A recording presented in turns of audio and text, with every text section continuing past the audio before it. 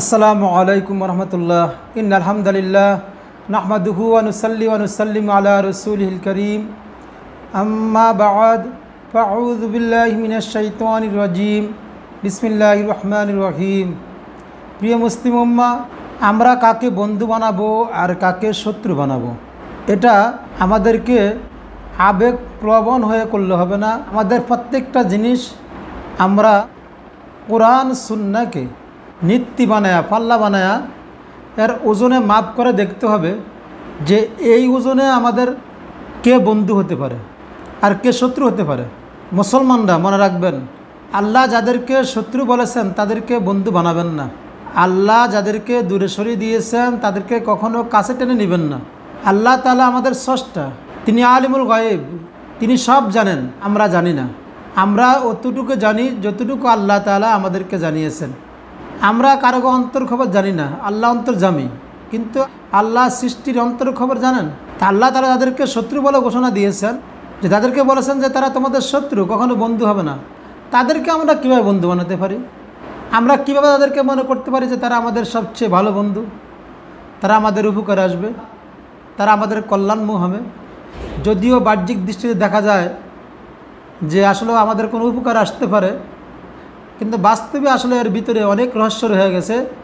যে কোনো অবস্থাতেই যদি দেখা যায় আমাদের অন্তরঙ্গ বন্ধুর মতো, কিন্তু আমাদেরকে মনে রাখতে হবে যে না, এরা অন্তরঙ্গ বন্ধু না। কেননা এরা বন্ধু কি বন্ধু না, যেখানে আল্লাহ তাআলা বলে দিয়েছেন সেখানে আমি যে আমার বন্ধু না, সে আমার সাথে বন্ধুর মতো আচরণ করতেছে, তাহলে বুঝতে হবে যেখানে কিছু একটা আছে। মুসলমানদের সবসময় শত্রুতামি করে আসছে যারা, তথা ইহুদি, নাসারা, মুশরিক, মুনাফিক, কাফের, এরা এমন শত্রু যে যারা কখনো চায় না মুসলমানরা ভালো থাকুক, সুখে থাকুক, শান্তিতে থাকুক। কেন? তাদের অন্তরের মধ্যে এটাই বদ্ধমূল যে যেন মুসলমানরা সবসময় দুঃখে জড়িত থাকে, বিপদ মুসিবতে আক্রান্ত থাকে, এবং তারা শান্তির মধ্যে সবসময় নিমজ্জিত থাকে, দুঃখ কষ্টে নিমজ্জিত থাকে। এটা তাদের অন্তরের চাওয়া, এবং তারা মুসলমানদেরকে কষ্ট দেওয়ার জন্য কোনো রকম ত্রুটি করে না, বরং সবসময় তাদের এই চিন্তায় থাকে কীভাবে মুসলমানদেরকে ধ্বংস করা যাবে। এবং এই পরিকল্পনা, এই চিন্তাভাবনা তাদের অন্তরের মধ্যে তারা গোপন রাখার চেষ্টা করে, যেন কোনো অবস্থাতে এরা প্রকাশ না পায়, বাহ্যিকভাবে এটা বোঝা না যায়। কিন্তু তাদের বিদ্বেষ মুসলমানদের প্রতি এতই বেশি যে তারা সেটাকে গোপন করে রাখতেই পারে না, কোনো না কোনোভাবে তাদের জবান দিয়ে সেটা প্রকাশ পেয়ে যায়। মহান আল্লাহ তাআলা সূরাত আলে ইমরানের 158 আয়াতে বলেন, ইয়া আইয়ুহাল্লাযীনা আমানু, হে ঈমানদারগণ, হে বিশ্বাসীগণ, লা তাত্তাখিযু বিতানাতাম মিন দুনিকুম, আপনকে ছেড়ে পরকে বন্ধু বানাও না। অর্থাৎ মুমিন মুমিনের বন্ধু, মুমিন মুমিনের বন্ধুত্ব ছেড়ে কাফের বেঈমান মুশরিকদেরকে বন্ধু হিসেবে গ্রহণ করো না। কেননা লা ইয়ালুনাকুম খাবালা, তারা তোমাদের ধ্বংস, তারা তোমাদের ক্ষতি করতে ত্রুটি করবে না, তোমাদের অনিষ্ট করতে তারা ত্রুটি করবে না। সুযোগ পাইলেই তোমাদেরকে তারা পাকড়াও করবে। কেন? মুসলমান কি অতীতের ইতিহাস ভুলে গেছে? যে জাতি তাদের পূর্বের ইতিহাস ভুলে যায় তাদের জন্য বহুত মুসিবত সামনে অপেক্ষা করে। যারা অতীত থেকে শিক্ষা নেয় না তারা ভবিষ্যতে এর চেয়ে বড় মুসিবতের মধ্যে পড়ার উপক্রম হয়। বর্তমানে ফিলিস্তিনের মধ্যে মুসলমানদের প্রতি কাফেররা কেমন দয়া দেখাচ্ছে, আমরা মুসলমান যারা আমরা বুঝি না তারা আমাদের কতটুকু বন্ধু। এখান থেকে কি শিক্ষা হয় না, যেটা আমরা বর্তমানে দেখতেছি স্পষ্ট প্রকাশ্য? আল্লাহ তাআলা নিজেই বলতেছেন, তিনি স্রষ্টা, তিনি তাদেরকে সৃষ্টি করছেন, যে তোমরা মুমিনদেরকে ছেড়ে এদেরকে বন্ধু বানাও না, এরা তোমাদের ক্ষতি করতে ত্রুটি করবে না, সুযোগ পালেই তোমাদের ধ্বংস করবে।